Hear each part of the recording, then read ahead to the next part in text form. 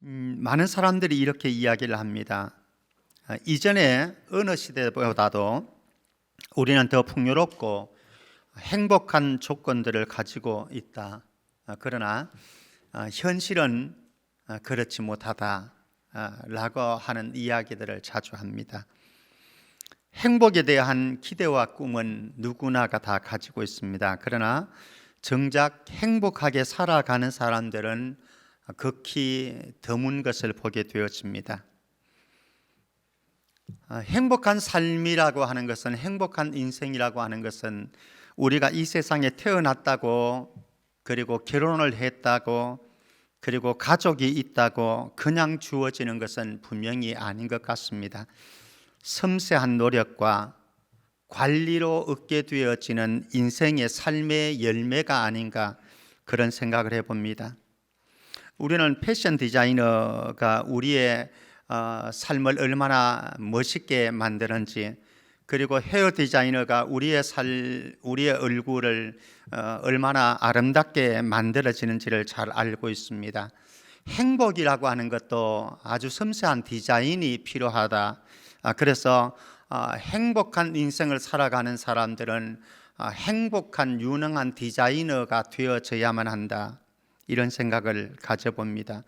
5월 가정의 달을 맞았습니다. 저는 4주 동안 행복 디자이너라고 하는 주제를 가지고 어떻게 하면 우리가 행복한 삶을, 행복한 인생을, 행복한 가정을 살아갈 수 있을 것인가 한번 디자인해 보려고 합니다. 오늘은 누가복음 15장은 우리가 자주 설교를 많이 듣고 여러분들이 너무 익숙하게 잘 아는 말씀입니다. 그러나 저는 행복 디자이너라고 하는 관점에서 오늘 말씀을 접근해 보려고 합니다. 어떻게 하면 행복하게 살 수 있을 것인가, 우리 모두의 꿈입니다. 그런 행복한 삶을 살아가기 위한 행복 디자이너의 첫 번째는 마음 바꾸어 먹기이다. 마음 바꾸어 먹기. 마음 바꾸어 먹는다라고 하는 것은 돌아가기로, 행복하기로 등등 마음 바꿔 먹는 겁니다. 17절에서 19절 말씀 제가 한번 읽어보겠습니다. 여러분들은 자막으로 보시면 되겠습니다. 이에 스스로 돌이켜 이르되 내 아버지에게는 양식이 풍족한 품꾼이 얼마나 많은가, 나는 여기서 줄여 죽는구나. 내가 일어나 아버지께 가서 이르기를 아버지, 내가 하늘과 아버지께 죄를 지었사오니 지금부터는 아버지의 아들이라 일컬음을 감당하지 못하겠나이다. 나를 품꾼의 하나로 보소서 하리라 하고 스스로 마음에 생각하는 겁니다. 우리가 행복한 인생을 살아가려고 하면은 오늘 본문 말씀에서 먼저 해야 되는 것이 있습니다. 마음 바꿔먹기인데 그 속에서 우리가 먼저 첫 번째로 할 것은 실수와 잘못할 문을 열어두자라고 하는 겁니다. 우리의 자녀들이, 우리 주변 사람들이 실수하고 잘못할 수 있다라고 하는 문을 열어두자라고 하는 겁니다. 둘째 아들 우리가 잘 알고 있습니다. 아버지가 살아계신데 사실은 고대 사회에서 이런 일은 있어서는 안 되는 일입니다. 그런데도 불구하고 무례하게 아버지에게 자기가 물려받을 유산의 분복을 요청했습니다. 보통은 죽을 때에 내지는 죽고 난 뒤에 처리해야 될 문제입니다만 아버지가 살아 계실 때에 이 아들은 요청을 했습니다. 아주 무례한 일입니다. 그리고 그 돈을 받아 가지고 외국으로 갔습니다. 그리고는 그곳에서 잘 살아야 됐었는데 잘 살지 못하고 허랑방탕한 생활을 했고 인생 밑바닥까지 추락하고 말았습니다. 사실 이런 인생 살지 않아야 되는데 우리의 자녀들이, 또 우리 남편이, 우리 아내가, 우리 주변 사람들이 이런 인생을 살아갈 수도 있다라고 하는 것을 문을 열어둘 때에 거기에 행복이 찾아온다라고 하는 것이죠. 사실 우리가 실수와 잘못이 없는 인생을 살면 최고입니다. 누구나 그렇게 살기를 원하고 그러면 참 최고이죠. 그러나 우리 모두는 공통적으로 알고 있는 사실이 있습니다. 누구나 실수할 수밖에 없고 누구나 잘못하면서 살아갈 수밖에 없다.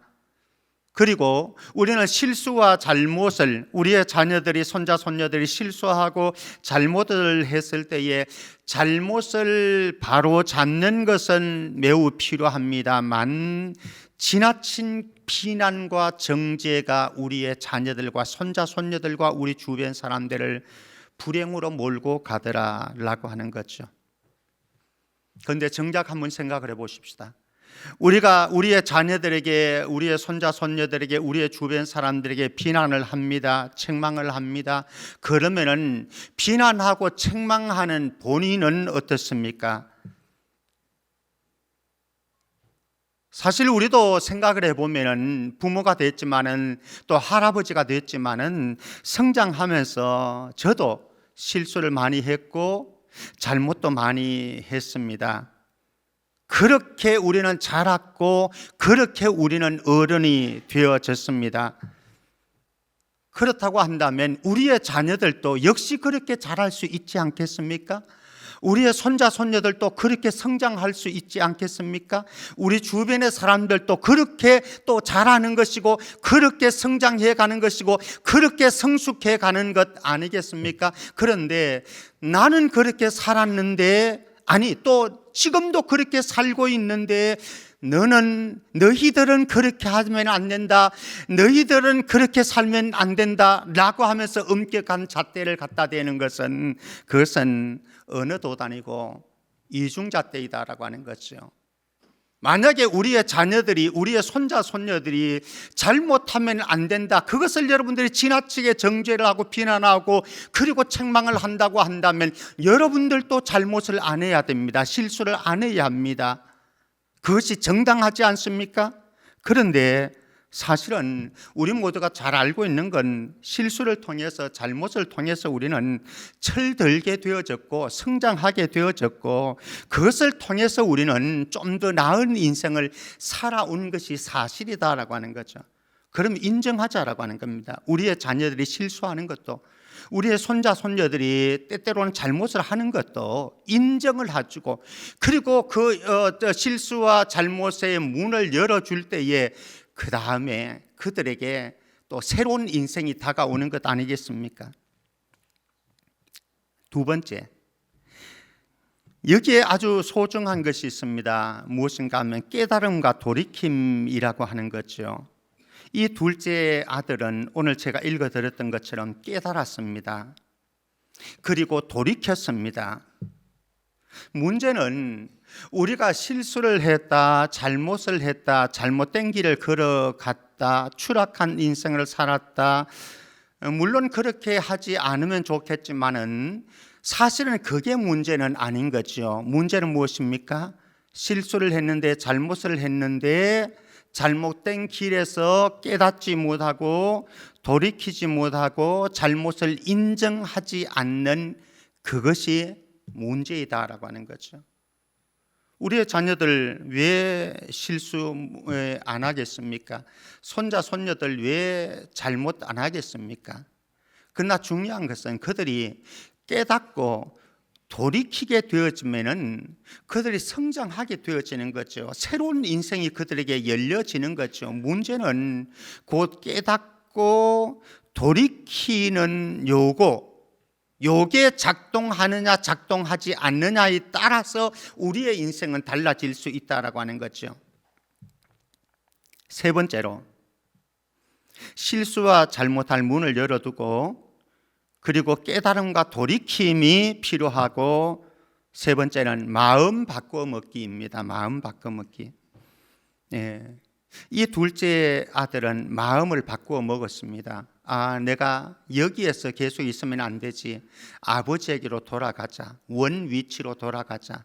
자격은 없지만 그래도 아버지 집에 행복이 깃들어져 있다. 그는 굳은 결심을 했고 마음을 바꾸어 먹었습니다. 우리의 삶에 정말로 필요한 것이 있다고 한다면 이것 아니겠습니까? 잘못된 자리에서 벗어나기로 마음먹는 것, 원 위치로 아버지께로 돌아가기로 굳게 마음먹는 것, 행복하기로 마음 바꿔 먹는 것. 굳은 결심이 없이 새로운 인생, 행복한 삶은 결코 찾아오지 않습니다. 우리의 모습이 어떠했든지 그것을 깨닫고 돌이키기로 굳게 결심하고 마음에 다짐을 하고 마음 바꿔 먹기를 할 때에 그에게는 언제든지 오늘보다 더 나은 내일의 행복한 삶이 다가온다라고 하는 것이죠. 어떻게 하면 행복한 인생을 살아갈 수 있을 것인가? 마음 바꿔 먹기다. 마음 바꿔 먹기. 두 번째로 행복으로 옮기는 힘이 아주 소중합니다. 우리 20절 말씀 한번 볼까요? 20절 말씀. 이에 일어나서 아버지께로 돌아가니라. 17절에서 19절 말씀까지는 스스로 마음의 결심을 했습니다. 스스로 내가 이렇게 해야지 라고 깨닫고 돌이키기로 마음을 먹었습니다. 그런데 얼마나 많은 사람들이 사실은 이렇게 해서는 안 되는데 이렇게 살아야지, 내가 이런 삶으로 되돌아가야지 라고 마음은 먹는데 그 다음에 행동으로 옮기지 못하는 경우가 얼마나 많은지 몰라요. 사실은 우리가 마음 먹기는 쉽습니다. 그런데 더 중요한 것은 무엇입니까? 마음 먹은 것을 실행에 옮기는 거지요. 우리가 아는 것 중요합니다. 공부 열심히 해야지, 사랑하면서 살아야지, 서로 용납하면서 살아야지, 예배하는 삶을 살아야지, 하나님 가장 기뻐하는 삶이지. 다 알아요. 모르는 것 하나도 없어요. 기도하면서 사는 인생이 복 받는 인생이야. 기도는 하늘 문을 여는 거니까 가장 복 있는 인생이야. 너무나 잘 알지요. 아는데 문제는 무엇인가 하면은 아는데 거치더라 라고 하는 거죠. 아는 것을 우리의 실행에 옮기고 행동화하는 힘이 있느냐 없느냐, 실행력, 행동력이 있느냐 없느냐가 사실은 우리의 인생을 판도를 바꾸어 놓는 것 아니겠습니까? 우리 데살로니가전서 5장 21절 22절 말씀 한번 볼까요? 데살로니가전서 5장 21절 22절 우리 같이 한번 읽습니다. 시작. 범사에 헤아려 좋은 것을 취하고 악은 어떤 모양이라도 버리라. 우리의 인생에 어떤 것을 취하고 어떤 것을 버리는 것, 이건 너무나 중요합니다. 이건 행동입니다. 행동화입니다. 범사에 헤아려서 좋은 것은 취하는 겁니다. 적극적입니다. 반대로 악은 모든 모양이라도 버리라. 소극적으로 이거는 버리는 데 적극적인 거죠. 이런 인생을 살아갈 때에, 이런 행동화까지 할 때에 그 인생에 행복이 찾아오더라라고 하는 거죠. 사실 저와 여러분들의 마음속에 좋은 생각들은 참 많이 있습니다. 뭐 이런 생각도 가지고 저런 생각도 가지고 또 하나님이 주시는 마음속에서 좋은 생각들을 많이 가지고 있습니다. 그런데 그 좋은 생각이 행동으로 실천화되어질 때에 그 가정이 행복한 부부의 삶이 가능할 수도 있고, 여러분들이 행복하게 살아가는 부부의 삶이 어떤 것을 모르는 건 아니잖아요. 얼마나 많은 설교를 들어왔는데요. 웬만히는 다 압니다. 이렇게 하면 행복하게 살 수 있지, 이렇게 하면 아름답게 살 수 있지, 다 압니다만은 문제는 무엇인가 하면 행동, 실천력인 거죠. 세 번째로 우리가 행복한 인생을 살아가는데 아주 소중한 것이 있습니다. 회개와 용납 프레임이라고 하는 거죠. 회개 그리고 용납, 이 두 가지의 프레임이 같이 작동되어져야 된다라고 하는 겁니다. 자, 먼저 아들에게 한번 찾아가 보십시다. 아들에게 뭐가 작동하는가 하면 회개와 자복이 작동을 합니다. 우리 21절 말씀 볼까요? 21절에 보면 아들이 이르되 아버지, 내가 하늘과 아버지께 죄를 지었사오니 지금부터는 아버지의 아들이라 일컬음을 감당하지 못하겠나이다. 이 아들은 자기 자신의 존재를 알았습니다. 그리고 자기 자신이 서 있는 자리를 알았습니다. 그리고 얼마나 잘못된 것을 깨달았습니다. 그리고 아버지에게 찾아가서 자신의 죄를 인정했습니다. 고백했습니다. 자복했습니다. 그리고 용서를 구합니다. 사실 저와 여러분들이 살아가면서 알고 있는 우리 경험론적인 것은 있습니다. 자신의 잘못을 깨닫는 것이 얼마나 어려운가, 그리고 그 죄를, 자신의 잘못을 인정하는 것이 얼마나 어려운가 우리는 너무나 잘 알고 있습니다. 쉽지 않습니다. 자기 자신을 들여다본다고 하는 것이, 자기 실수를, 자기 죄를 깨닫는다고 하는 것이, 그리고 인정한다고 하는 것이 결코 쉬운 일이 아닙니다. 사실 그것을 깨닫고 인정하게 되어지면, 그리고 용서를 구하게 되어지면 그게 행복의 문이 열려지는데, 사실은 그게 쉬운 것이 아니다라고 하는 것이죠. 또 아버지에게 한번 가보십시다. 어쨌든 이 둘째 아들은 회개하고 자복했습니다. 그래서 행복의 문을 열어 젖혔습니다. 자, 우리는 삶을 살아갈 때에 우리는 경험하는 것이 있습니다. 누군가가 나에게 잘못했는데 이 사람이 회개하고 자기의 잘못을 인정하고 용서를 구합니다. 그때에 행복한 삶이 실현되려고 한다면 이 사람의 잘못에 대해서 내가 받아들이고 인정하고, 그리고 용서를 하는 삶을 살아갈 때에 여기에 행복이 찾아오는 것 아니겠습니까? 자, 그러면은 아들이 이렇게 회개하고 자복하는데 아버지는 어떻게 했을까요? 20절 말씀 한번 가보십시다. 20절, 이에 일어나서 아버지께로 돌아가니라. 아직도 거리가 먼데, 아들이 오는 겁니다. 아직도 거리가 먼데 아버지가 그를 보고 측은히 여겨 달려가 목을 안고 입을 맞추니. 사실은 하나하나의 방점이 다 있습니다. 오늘 여기에 아버지가 그를 보았다, 측은히 여겼다, 달려갔다, 목을 안고 입을 맞춘다, 방점이 다 있습니다. 아주 소중한 것입니다만 그것을 다 살펴볼 수는 없고, 어쨌든 아버지는 아들을 향한 주체할 수 없는 사랑과 긍휼함을 어떻게 표현하는가 하면은 너그러운 용납과 용서로 표현을 합니다. 그 안에 있는 사랑을, 그 안에 있는 긍휼을 용서와 그리고 용납으로 표현을 합니다. 이 두 가지가 함께 합작이 되어질 때에 여기에 행복의 꽃이 피어날 수가 있다라고 하는 거죠. 여러분들 가정에서 부부의 삶을 한번 가만히 점검을 해 보십시오. 그리고 부모와 자녀가의 관계를 가만히 점검해 보십시오. 제가 조금 이따 다시 이 부분은 돌아와서 제가 점검을 하도록 하고요. 우리의 삶에 참 중요한 것이 있습니다. 골로새서 3장 13절 14절 말씀 한번 보겠습니다. 골로새서 3장 13절 14절. 누가 누구에게 불만이 있거든, 저와 여러분들이 살아가다 보면은 늘 서로에게 불만적인 요소가 있을 수 있습니다. 남편은 아내에게, 아내는 남편에게, 부모는 자녀에게, 자녀는 또 부모에게, 서로 이렇게 우리 서로 간의 관계도 그렇지 않습니까? 목사는 장로에게, 장로는 목사에게, 권사는 A 권사는 B 권사에게, B 권사는 A 권사에게. 어느 한쪽에 일방적인 경우는 잘 없습니다. 대부분 경중의 차이는 있지만은 서로의 잘못이 있고 연약함이 있다라고 하는 거죠. 그런데 이럴 때에 우리가 불만을 가지고 원망과 불평을 하면서 그렇게 살아간다고 한다면 이 사람은 불행한 인생인 거죠.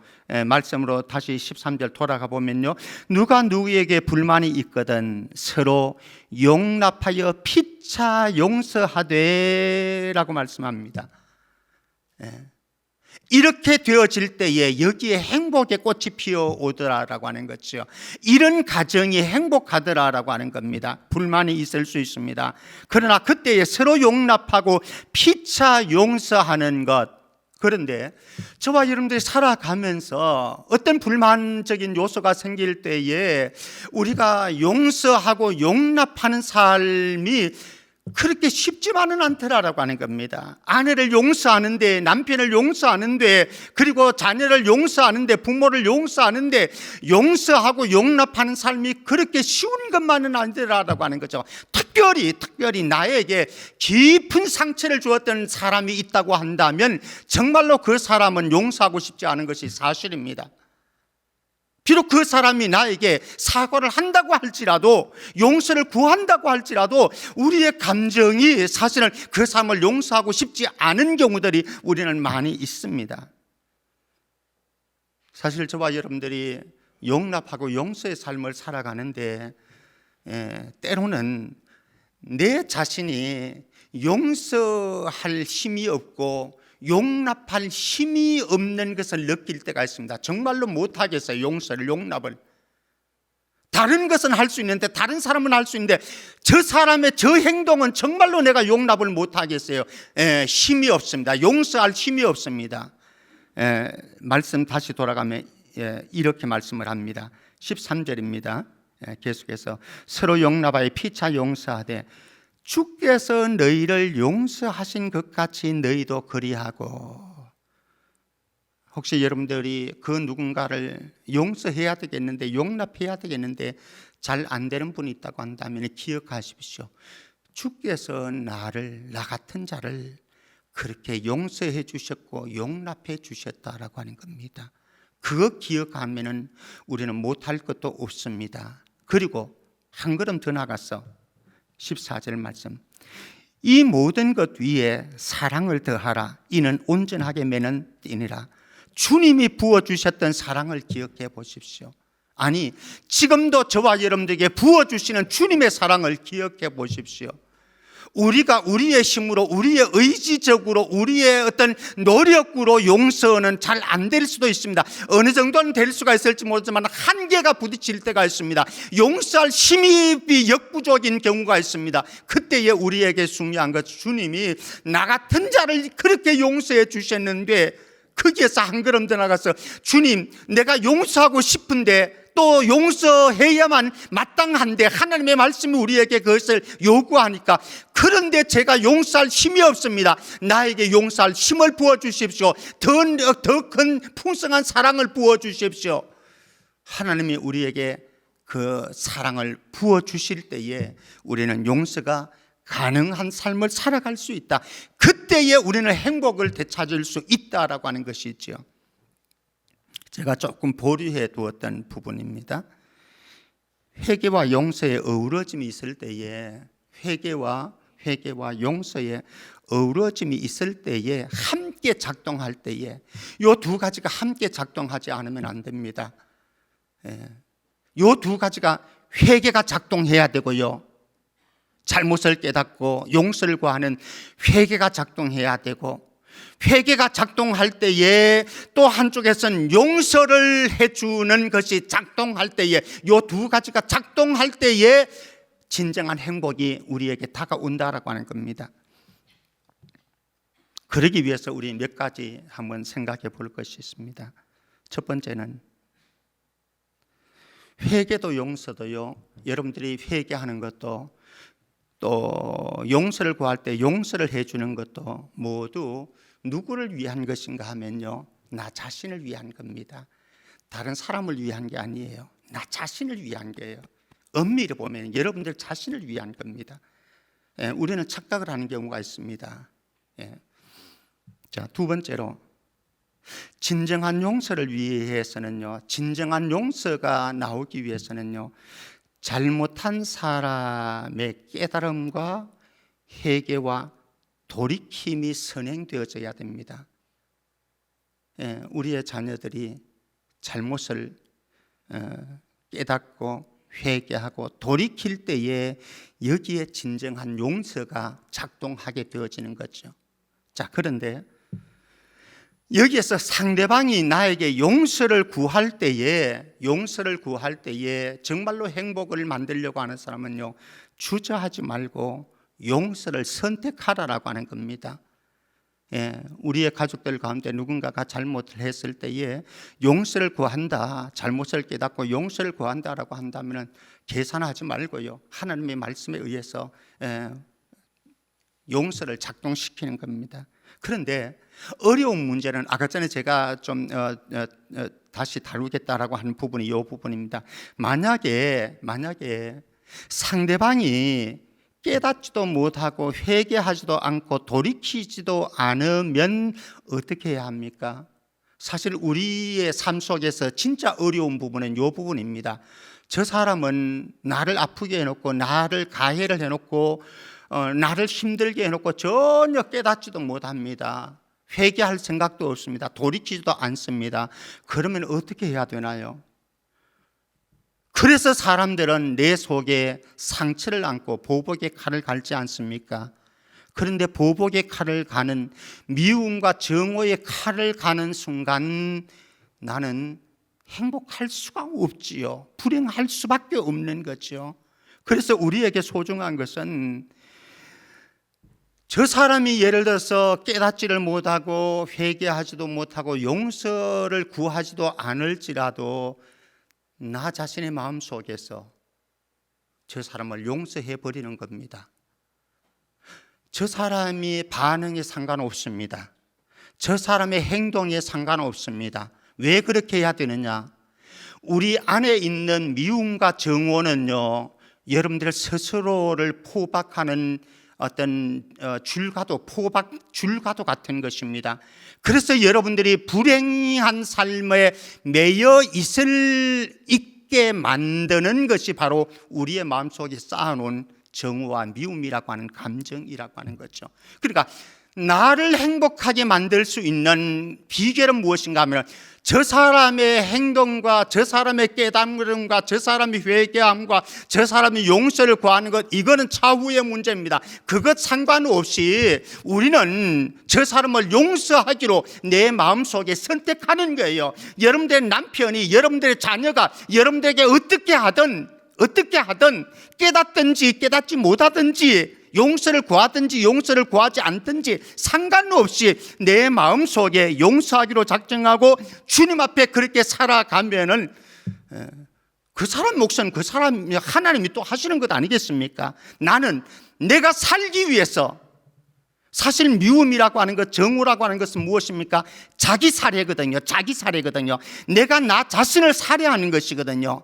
그렇기 때문에 나는 저 사람과 상관없이 우리의 자녀들의 어떤 행동, 그리고 우리의 배우자의 행동, 이거 상관없이 나는 용서하기로 선택하는 겁니다. 선포하는 겁니다. 그리고 살아가는 겁니다. 그러면 하나님께서 그 다음에 내 마음 만지시고 저 사람도 하나님께서 만져가시고 다루어 가실 것이니까.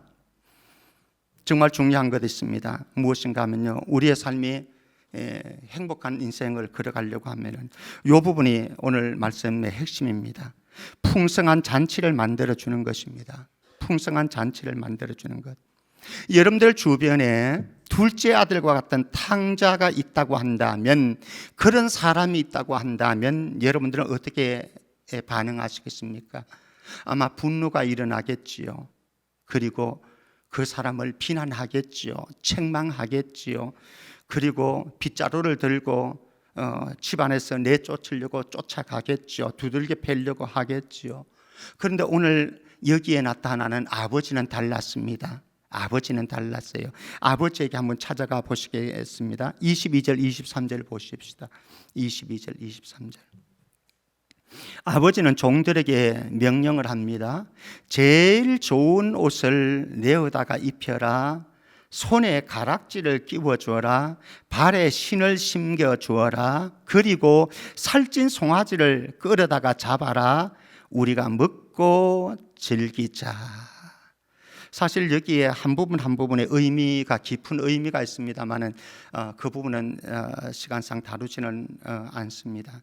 여기에 중요한 하나 키만 잡으십시다. 여기에 있는 아버지는요, 아들을 위해서 잔치를 베풀어 주었습니다. 잔치를 베풀어 주었습니다. 아들이 잔치를 받을 만한 존재가 아닙니다. 그런데 그 아들을 위해서 잔치를 베풀어 주셨어요. 예수님은 이 땅에 계시면서 그 어떤 사람들에게도 잔치 인생을 만들어 주셨고요. 그리고 하나님의 나라는, 천국은 어떤 곳인가? 잔치가 벌어지는 현장인 거죠. 자, 그렇다고 한다면 나는 주변 사람들에게 잔치집을 만들어주고 있는가, 초상집을 만들어주고 있는가? 여러분들은 여러분들의 부모님들은 자녀들에게 잔치집을 만들어주고 있습니까? 초상집을 만들어주고 있습니까? 여러분들의 남편에게, 배우자에게 여러분들은 잔치집을 만들어주고 있습니까? 초상집을 만들어주고 있습니까? 얼마나 많은 사람들이 서로에게 잔치집이 아닌 초상집을 만들어주고 살아가면서 행복을 꿈꾸고 있던가라고 하는 겁니다. 정말로 내가 행복한 인생을 살려고 하면은 저 사람에게 잔치집을 만들어 주십시오. 그러면은 그것이 나에게 행복으로 되돌아올 것입니다. 자, 24절 말씀 한번 보십시다. 아버지가 어떻게 하는지 아들을 위한 풍성한 잔치를 해 주었습니다. 그 다음에 24절에서 또 하는 것이 있습니다. 24절, 이 내 아들은 죽었다가 다시 살아났으며 내가 잃었다가 다시 얻었노라 하니 그들이 즐거워하더라 라고 하면서 온 가정의 집안 대소사 사람들을 모아두고, 그리고 동네의 사람들을 모아두고 이 아들, 내가 죽은 줄 알았는데 다시 살아왔다, 내가 잃은 줄 알았는데 다시 내가 되찾았다, 이 아들은 내 아들이다, 내 아들이다. 너희들이 저 아이를 향해서 뭐라고 하지 마라, 무시하지 마라, 저 아이를 비난하지 마라. 공개적으로 선포를 합니다. 그러면서 아들의 신분을 다시 회복시켜 주었습니다. 사실은 이 아들은 아버지에게 돌아오면서 아들이라고 생각지를 못했습니다. 종으로라도 좋습니다, 이런 심정으로 왔습니다만 아버지는 아니다, 무슨 얘기냐, 너는 내 아들이라. 비록 너가 잘못 살았고 어두운 인생을 가지고서 있고 그리고 너의 모습이 초라하지만 그러나 너는 나의 아들이야. 이곳에 행복이 있지 않겠습니까? 이곳에 잔치를 베풀어 주시는 아버지, 그리고 아들의 신분을 다시 회복시켜 주려고 하는 아버지의 사랑이 있는 이곳, 용납이 있는 이곳이 여러분들의 가정이 되어지면 분명히 행복한 가정이 되어질 수 있고, 그리고 우리 교회가 되어지면 분명히 행복한 교회가 되어질 수 있고, 여러분들의 직장에서 그렇게 살아낸다고 한다면 여러분들의 직장은 분명히 행복을 찾아서 갈 수 있겠죠. 행복 디자이너입니다. 말씀 맺겠습니다. 행복 디자이너가 되기 위해서 두 가지만 좀 말씀드리고 맺겠습니다. 첫 번째는 우리는 가정을 추억의 박물관이라고 이렇게 얘기를 합니다. 다시 한번 점검해 보십시오. 여러분들의 가정에서 여러분들의 인생이 좋은 추억과 경험을 만들어주는 삶을 살아가라라고 하는 겁니다. 연구 결과에 의하면요, 인간의 생애 주기에서 어린 시절은 너무너무 중요하다라고, 어린이 주일인데요, 어린 시절은 너무너무 중요하다라고 하는 게 이게 모든 교육학자들, 심리학자의 공통적인 얘기입니다. 두 가지만 제가 한번 소개를 해줘 보겠습니다. 하나는 사람 지능이 10세, 10살까지 급속도로 발달하고 20세 전후로 완성된다고 합니다. 그렇다고 한다면 우리의 자녀들이, 우리의 손자 손녀들의 지능의 발달을 위해서 10세 내지는 20세 이전에 좋은 경험을 하도록 하는 것 너무나 중요하다고 하는 거죠. 또 하나, 아동기에 학대 등 부정적인 경험을 하게 되어지면 신체적인 질병과 우울증 등의 가능성이 높아진다라고 연구조사 결과를 발표를 했습니다. 우리 어린 시절에 우리 자녀들이, 어린 손자 손녀들이 어떤 경험을 하느냐, 깊은 상처를 받게 되어지면 그들의 성장의 평생에 그 영향이 미쳐진다라고 하는 것이죠. 그래서 우리의 자녀들, 우리의 손자 손녀들에게 아동기에, 청소년기도 좋습니다만 청년기도 좋습니다만 특별히 아동기에 어떤 경험을 하느냐는 매우 중요하다라고 하는 사실, 그러므로 우리의 자녀들, 손자 손녀들, 다음 세대에게 좋은 추억과 경험을 만들어주는 건 너무나 중요하다. 그리고 한 가지만 더, 오늘 물리적인 잔치를 베풀어 주자라고 말씀드렸습니다. 물리적인 잔치를 베풀어 주는 것도 매우 소중합니다만요, 더 중요한 것은 마음의 잔치를 베풀어 주라라고 하는 겁니다. 마음의 잔치. 여러분들이 좋은 음식을 해가지고 생일상 차려주는 것도 중요합니다.